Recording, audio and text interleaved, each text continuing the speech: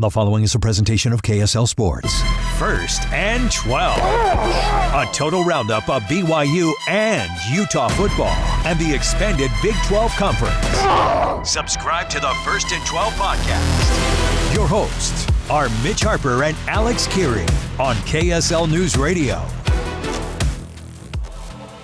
Welcome on in on a Tuesday evening. Thanks for being with us. It is First and 12. Mitch Harper, Alex Kirry. I'm Alex. He's Mitch. And we've done a lot of radio shows over the years together, Mitch. And this is one of our favorites.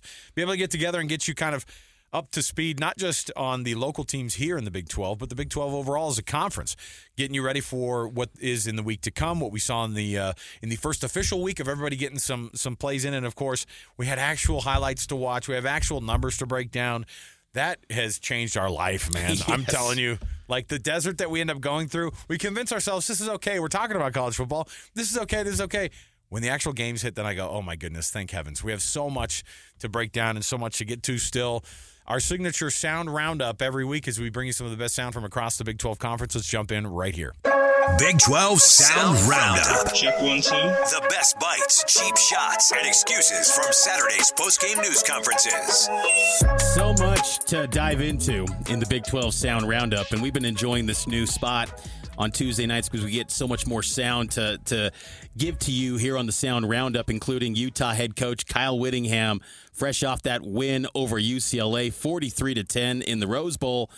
And the question is, how much more usage is Utah going to have going forward on offense with Smith Snowden, a star nickelback, and Snowden Barton? They had a huge impact on offense. This was Whit. Well, we plan on using them each and every week. How much is exactly as you mentioned, what the matchup was and what personnel groups they're in. Coach Beck typically goes into a game with 4, 5, or 6 personnel groups, and just depending on how much they're, how many of those groups they're involved in. But I thought it was really good production from those guys. Smith, 5 catches for 50 or 60 yards, and some carries as well. Lander caught the touchdown pass and actually blocked really well too. Lander, I'm convinced, could be one of the best tight ends in the country if that was his full-time position. So he's a big plus. And then Benny did exactly what we hoped. He didn't have a lot of production on paper, but he did a great job of taking the top off the coverage and stretching the defense and opening some things up for other guys. What's Whit saying there? It's not going to be a gimmick. This is going to be part of their offensive identity, which is they're going to confuse you. They're going to switch it up. They could have weeks where they just don't do a thing with them, and then the very next week they come right back, and those guys are catching passes and running touchdowns in. They both scored. Lander, I think, did the Caleb Lohner thing, which was like, just throw me one ball a game, but it needs to be a touchdown. It's in my contract. I'm sorry. That's the only time I'll touch the ball. But Smith Snowden, that guy touches the ball, and you go, oh, yeah, this is one of the best athletes on the field, if not the most electric athlete on the field. So think what they're doing nowadays. This is a wild thing for Whit, who usually would just be like, don't touch my defense. And now he's like, hey, if we can use all these guys, I thank all the people who have gone before them who played 2 ways. But and you know what? Maybe it's an early tip to go, hey, Weddle's kid coming from California, we want you to play 2 ways and we'll let you score just like Dad did. And look what we're doing now. We're not opposed to it. We'll have everybody score, and we'll have a 2-way Heisman that's coming out of Utah. I think it's great that he's embracing it, and I thought I wasn't shocked that he said it, but I was a little bit surprised that he said, oh, no, this isn't just like a week 1, we're going to kind of surprise you. It was this is what we're doing going forward. So, and that's a good point, because at Big 12 Media Day when he was talking about it, I thought, is he just trying to throw some smoke screens and try to confuse everyone to get opponents thinking? But it does seem like Smith Snowden and Barton having a role on the offense is here to stay for the Utes. Iowa State and the Big 12 at large, they've got some great kickers in this league. One of the best ones is Kyle Conradi. He had a 63-yard boot in their win over South Dakota. He was talking with the media after the game, and he described the exchange between him and Coach Campbell in the decision to go for that 63-yard field goal. He basically just said, do you want to kick it? And I'm like, of course. And he's just like, F it, let's kick it. Yeah. He said that? F it, or was it something different? What's that? Was it F it, or was it something different? I don't know if I should say it. What a kick, though. 63 yards. I mean, that used to be the staple in the NFL. Jason Elam, 63 yards for a record.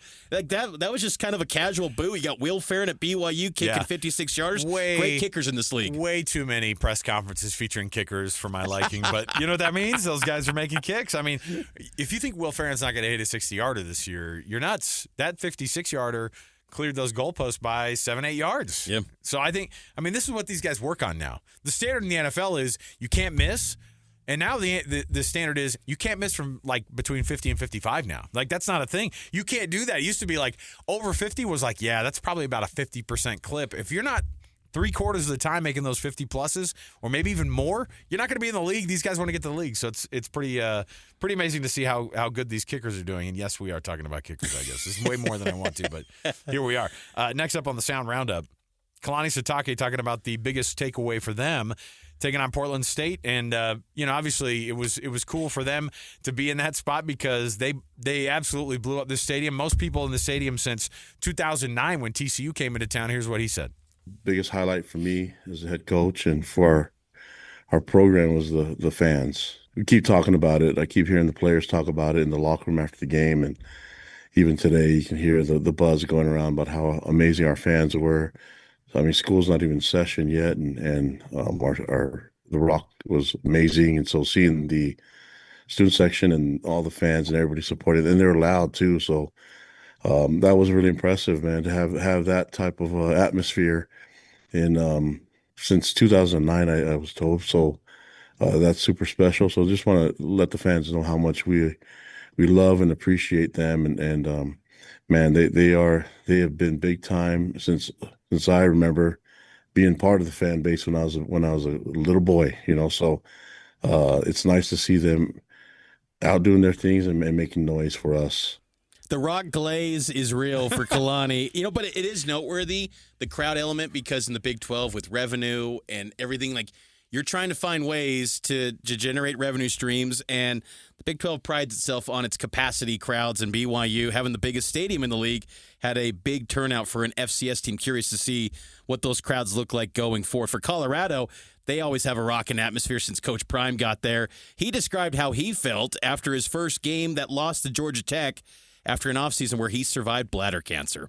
Felt good this summer. Felt good. I don't feel good right now, but I felt darn good during the game. I think we were playing a heck of a game, and we could have played a little better, but I felt darn good. The staff was doing a great job. I mean, you're 2 or 3 big plays. I mean, a first down, deep ball, we right there. We don't need pass interference. Another deep ball, we right there. We don't need the nonsense, and we allowed it to happen.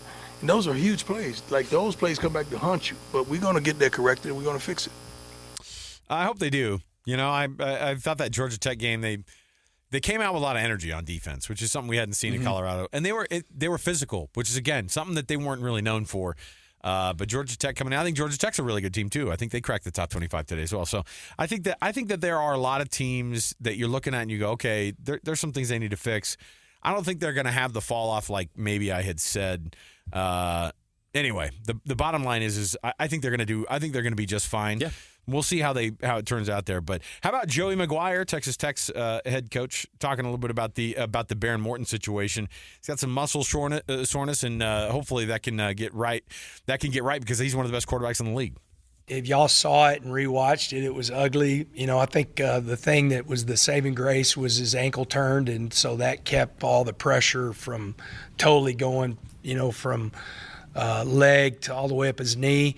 But he's really sore. But the X-rays and MRI, they've come back negative, so it's a more muscle soreness. He got hit right outside, so all the muscle, calf, and the shin area. So it's really not where his shin is sore.